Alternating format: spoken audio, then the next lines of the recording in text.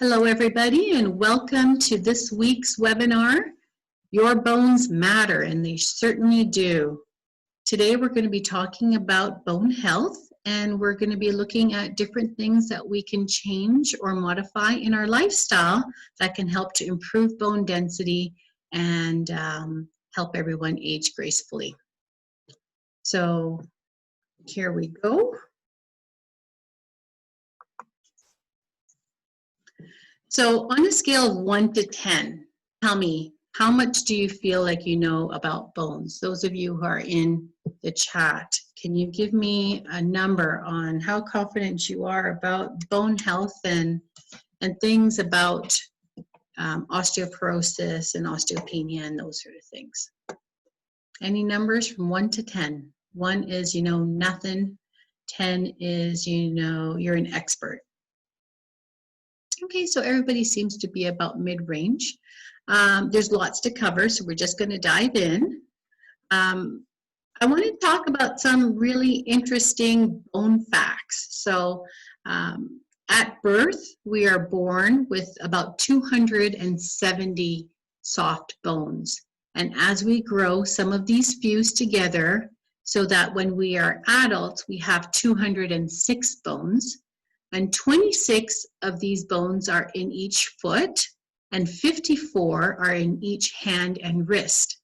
So a lot of the bones in our body are all in our feet and in our hands and in our wrists. As for broken bones, the arms seem to be most commonly the most common broken bone, and it accounts for about half of all the adult broken bones.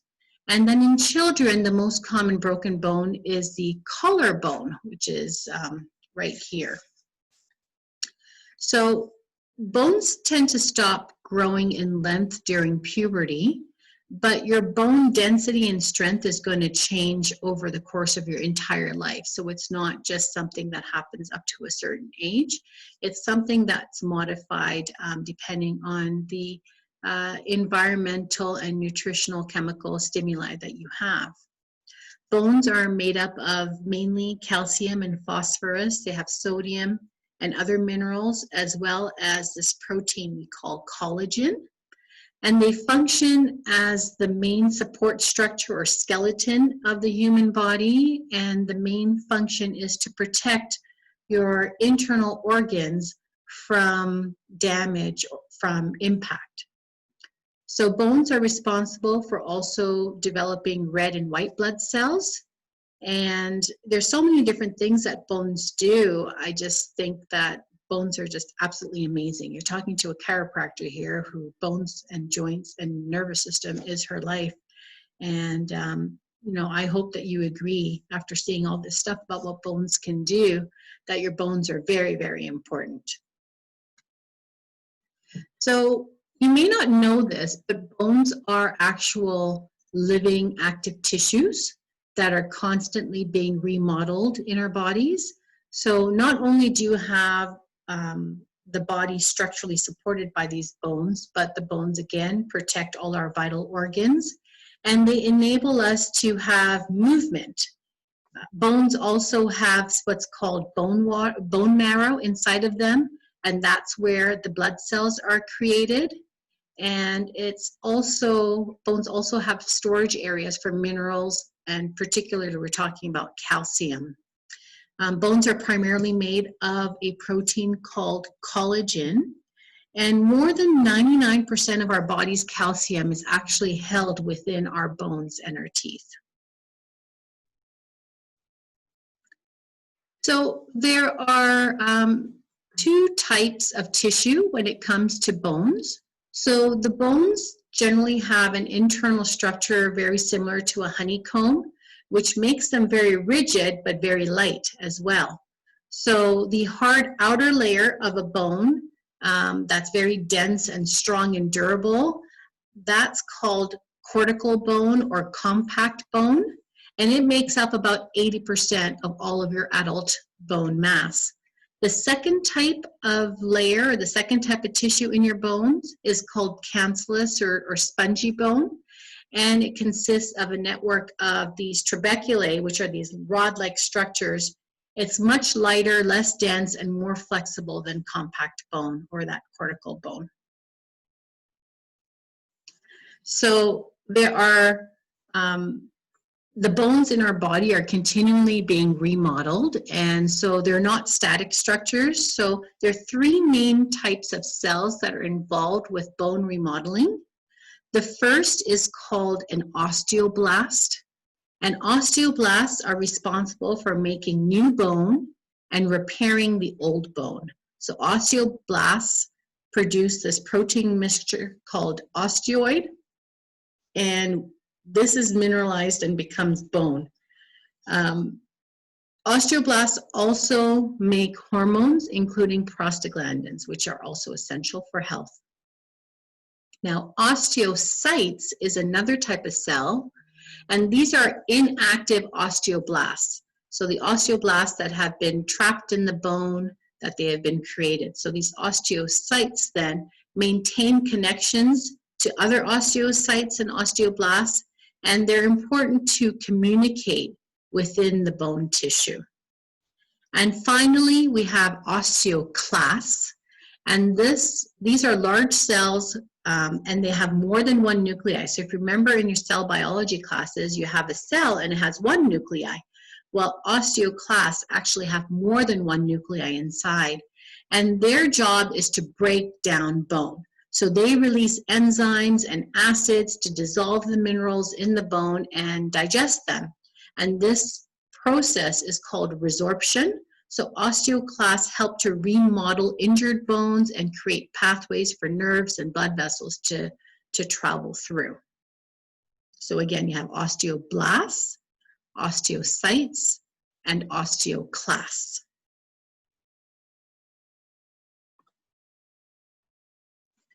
So let's talk a little bit about the metabolic functions of bones. So in addition to supporting the frame of the body and protecting the internal organs, the bones provide several metabolic functions. They help to store minerals. So bones act as a reserve for minerals, particularly calcium and phosphorus. They also store some growth factors, such as insulin-like growth factor. And bones can raise or reduce calcium in the blood by forming bone or breaking it down. And that's what we mentioned earlier is called resorption.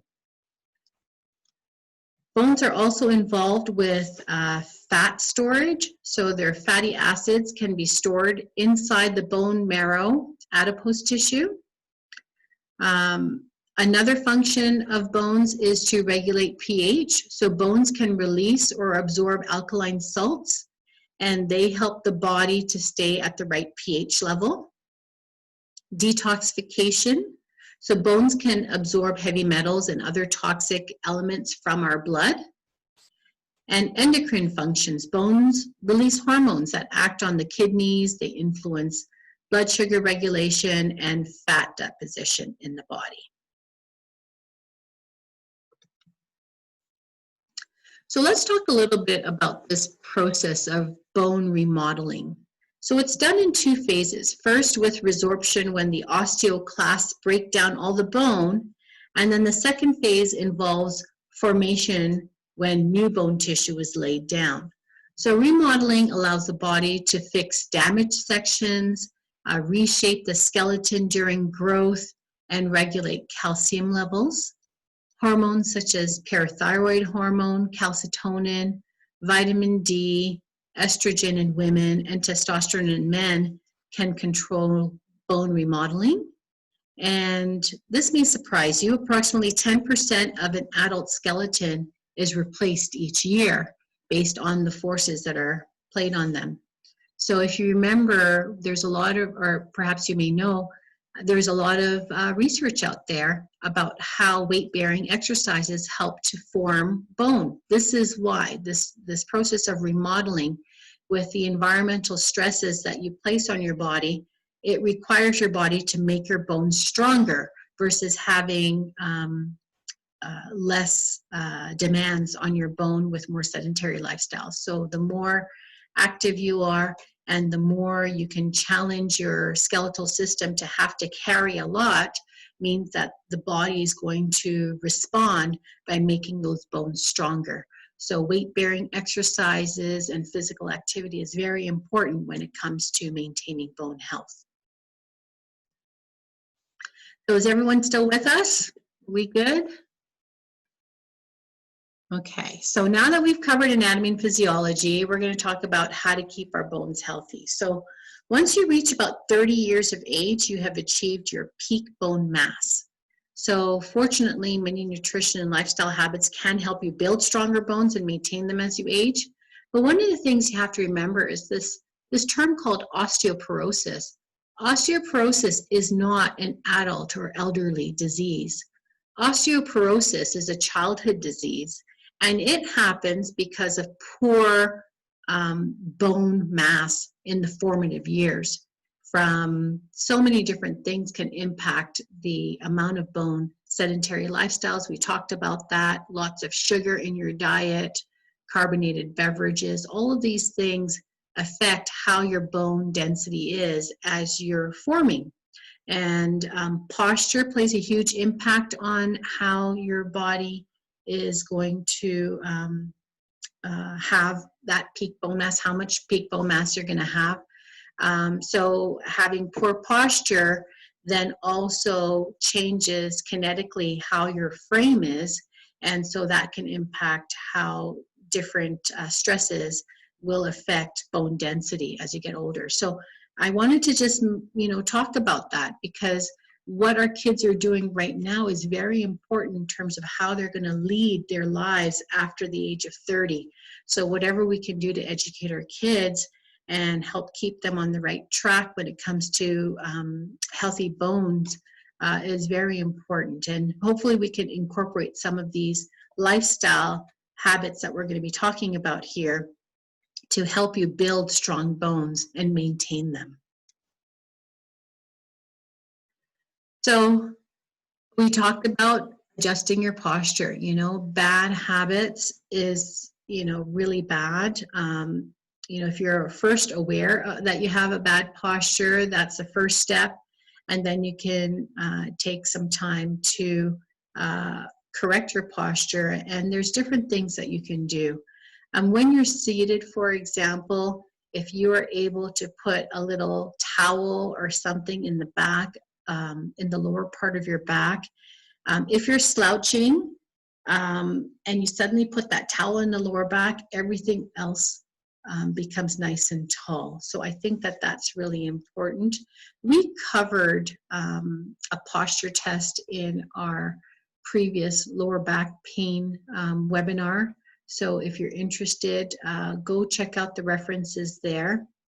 CSIortho.com has a posture test that you can take that can help you with determining whether you have good posture and how to fix that. Chiropractic adjustments, really important, because how you stimulate your central nervous system will better connect your brain to your body and improve your body's function. So chiropractic adjustments are not just there when you have back pain, neck pain, headaches, or a symptom of some sort. Chiropractic adjustments are there to help stimulate your central nervous system, so you're constantly communicating from your brain to your body and from your body back to your brain with ease, that there's no stress on the spinal column or the nerves that are exiting out, which are those wires that connect all these different parts of your body. So getting your chiropractic adjustments will help you with good posture, with energy, and of course with bone health. Eating your vegetables. I put a website there that you can look up. It talks about vitamin C. Vitamin C stimulates the production of bone-forming cells. So some studies even say that vitamin C's antioxidant effects may protect bones from damage as well. So this is a great study that you can take a look at that talks about how vitamin C can help you with that. So what are some of the sources of vitamin C? Well, you can get it as a supplement, of course, but a lot of our colorful fruits and vegetables have a lot of vitamin C. The dark green leafy vegetables Kiwis, strawberries, and other berries are very rich in vitamin C. So, of course, all the citrus fruits out there as well. So there is some information that bone density, so if you look at bone density, that's the density of minerals in your bone. And if you eat a lot of vegetables, that will actually increase your mineral bone density, which will also lead to stronger bones. So not just, fruits, but also vegetables, and primarily vegetables, can really help to improve the mineral density in your bones, and that will make your bones stronger. Get moving. Strength training and weight-bearing exercises are essential for bone health. One of the best types of activities for bone health are weight-bearing, high-impact activities. Now, sometimes people have bad knees and hips and ankles. You may not want to do the running, but a brisk walk is a great way to help to improve formation of new bone. And studies have shown that older men and women who performed weight-bearing exercises show increase in bone mineral density, bone strength, bone size, as well as reductions in markers of bone turnover and inflammation. So basically, it's very healthy for you to do weight-bearing exercises. And some other types of weight-bearing exercises can include Tai Chi and yoga. You can go hiking, you can play golf, anything that gets you on your feet and moving around.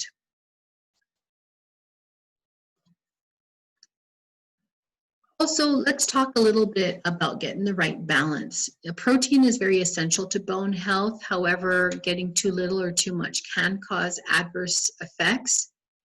Approximately 50% of your bone is made up of protein. So research has shown that low protein intake may affect rates of bone formation. High protein diets may come with their own risks as well, and high protein diets can leach calcium from the bones. That counteracts, to counteract the acid that's in the blood from eating all this protein. But you can also supplement with vegetable sources of healthy calcium. So one of the things that you can also do is there's beyond protein sources where you don't have to have animal meats, that you can have vegetable sources of proteins, beans and lentils. These all, although you have to eat a little bit more of them, they are richly dense with protein and will likely not leach the calcium as much from your bones compared to having a high red meat diet or other animal diet. Calcium, of course, is the most important mineral for bone health, and you should have sources of calcium in your diet all the time. When you milk a cow, it doesn't have calcium in their milk. Actually, a lot of dairy sources, you'll see on the label, they are fortified with calcium. So dairy doesn't have naturally a source of calcium, but when you buy it in the stores, it's been fortified with calcium, so that's one source. The best source of calcium, I believe, is dark leafy greens such as bok choy, Chinese cabbage, kale, collard greens. These are all excellent sources of calcium, and 1 cup of cooked turnip greens, for example, will provide 20% of your daily requirement. So there are lots of high calcium foods out there that you can have, seeds, sardines, canned salmon, beans, and lentils. Of course, like the picture shows, you can also have dairy sources like yogurt and cheese. So let's talk a little bit about vitamin D and vitamin K. Both of these are very essential for building strong bones. So vitamin D helps to absorb calcium, and low vitamin D levels are associated with low bone density. So we want to try and get vitamin D from being out in the sun. And, unfortunately, when we're far away from the equator like we are, it's hard to see the same benefits of vitamin D as you would be if you're closer to the equator. But of course, you got to wear sunscreen as well. you can look for foods that are fortified with vitamin D, or you can even try a supplement that can help you get your vitamin D. Consuming fatty fish or liver can be a good source of vitamin D as well. Vitamin K helps proteins and minerals bind to the bone. So small amounts of vitamin K can be found in liver, eggs, meat, and fermented foods like cheese and sauerkraut and soybean product called natto.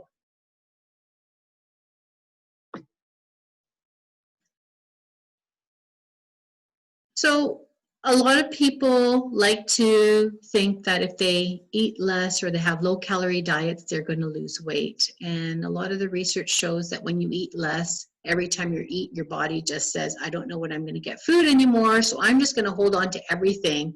And so you start storing all that food that you do eat. And so it's not really helpful for a weight loss strategy for the long term. It's great for short-term weight loss, but in the end, it actually causes usually more weight gain. Low-calorie diets can also be harmful to bone health. Studies have shown that diets providing less than 1,000 calories per day can lead to lower bone density in normal weight and overweight or even obese individuals. So if you want to lose weight, just do it with a well-balanced diet, physical activity, increase your vegetable load, eat fewer sugars and, dairy, white flour, those types of sources of calories, the empty calories.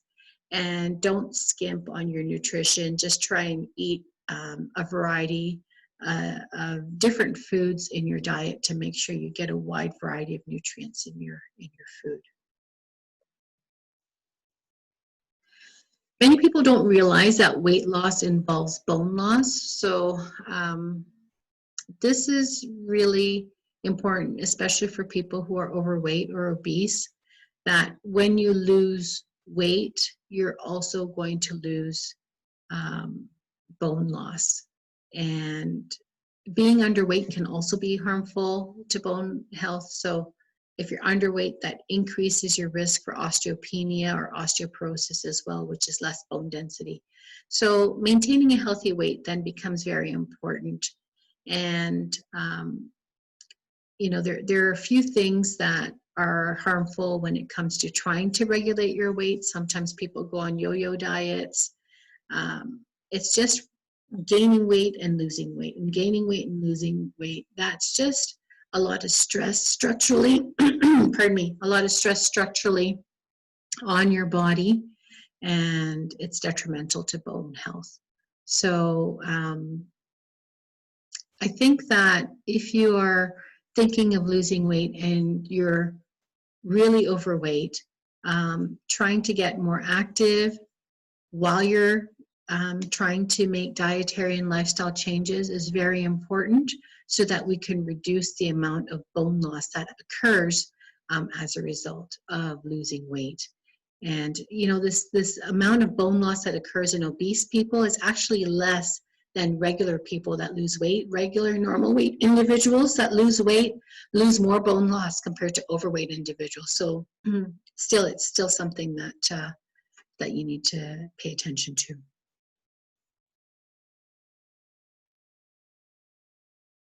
So there are a number of other minerals that are important to bone health.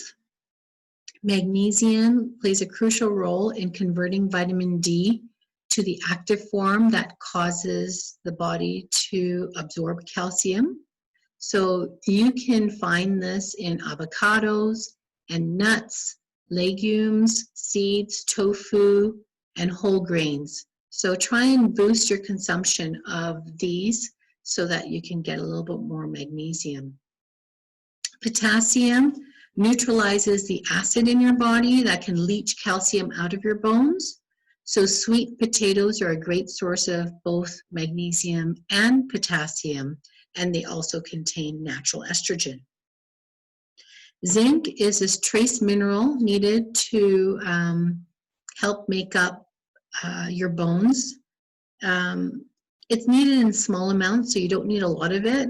Good sources of zinc include shrimp and spinach, flax seeds, oysters, pumpkin seeds, and of course beef.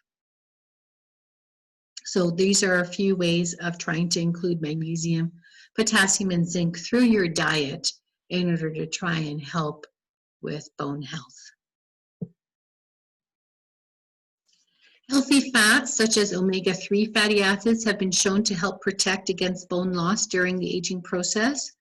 So in a typical diet, you normally don't get that balance of omega-3 to omega-6 fatty acids. So you want to try and increase the omega-3s, and you can do that with eating nuts like walnuts.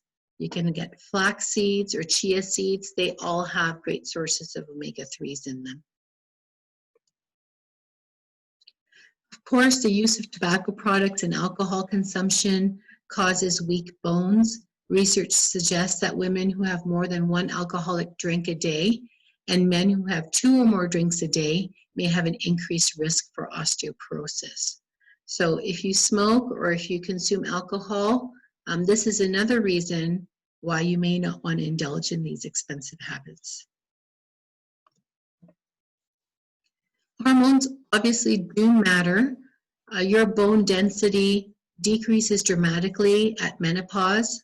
And I should just be clear here, women's bone density decreases at menopause. Men don't have menopause in this way. And if you have a long period of time when you're not menstruating before menopause, this also increases the risk for osteoporosis. So in men, you have testosterone as the main hormone, and low levels of testosterone can cause a loss in bone mass as well. So you may be able to get blood tests that can measure your estrogen or testosterone levels to see if that is a concern for you. Some studies report that taking collagen supplementation or collagen supplement as a way to protect bone health might be beneficial. So collagen is the main protein that's found in bones, and it contains amino acids, glycine, proline, and lysine, which help to build bone. They help to build muscles and ligaments and other tissues as well. And in a 24-week study, they found that if you gave postmenopausal women who had osteoporosis a combination of collagen and the hormone calcitonin, this led to a significant reduction in all the markers of collagen breakdown, which basically means your bones were not losing calcium and collagen. So taking a supplement for people who are osteoporotic may actually help them if they wanted to consider taking some collagen supplements. So we covered a lot of information today. I'm just going to do a quick recap on some of the great ways that you can maintain bone health. Eat your veggies, get adjusted, get your chiropractic treatments, improve your posture, perform weight-bearing exercises, get the right balance of protein, boost your calcium intake, eat foods rich with vitamin D, vitamin K, magnesium, potassium, and zinc. Avoid all those low-calorie yo-yo diets. Get rid of the tobacco in your life. And you may want to consider getting a blood test to evaluate your hormone levels. And if you are osteoporotic, maybe you want to consider looking into collagen as a supplement.